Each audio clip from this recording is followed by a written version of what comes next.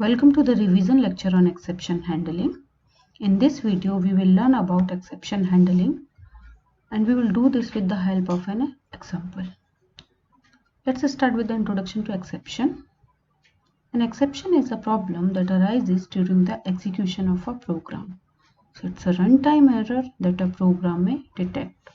Let us move on to introduction to exception handling. The response given to the problems occurred during the execution of the program is called exception handling. Exception handling allows program to continue execution. Irrespective of the error generated during the execution, your program will give you output. It helps identifying the problem and terminates the program in a controlled manner.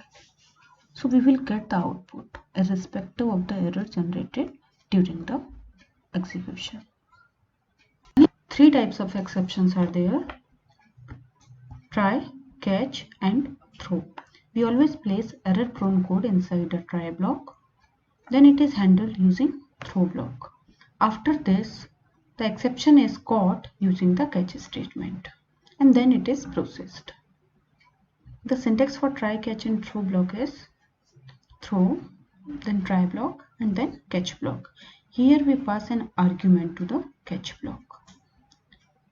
We can have more than one try and catch block, and this throw statement can be written inside the try block. Now let us see an example based on exception handling. I've already typed the program on editor. I will open it now. In this program, we will solve the divide by zero error or divide by negative number error using exception handling. Let us go through the code. IOStream is our header file and I am using std namespace. Int main is our main function. Here I have declared three variables of type int, numerator, denominator and result. And by these four statements I am accepting the value of numerator in numerator variable and the value of denominator in denominator variable.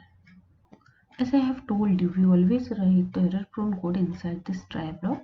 So I have written my code inside this try block. In my code, I am checking whether the value of my denominator is equals to 0 or it is less than 0, means it's a negative number. So if my denominator is equals to 0, then I'm throwing the value of my denominator, means I'm throwing 0.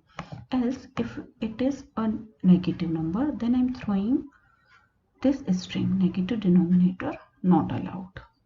Else if my denominator is a positive number, then I'm calculating numerator divided by denominator and I'm storing the result in this result variable. After this, I'm printing this statement, the result of division is and the result variable.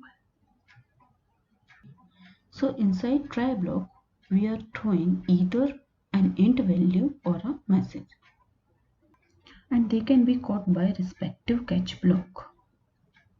This catch block is for catching integer value. I'm catching num over here and displaying this message: you cannot enter the value of num in denominator. And by this catch block I am catching a string message. Our string message was negative denominator not allowed. And this is our return statement. Now let us execute this program.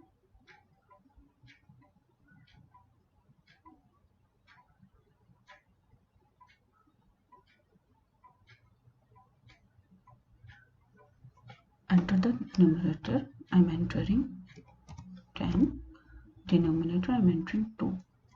So the result of division is 5. If I enter 0 in the denominator, then I am getting the message: you cannot enter 0 in denominator. This brings us to the end of this tutorial.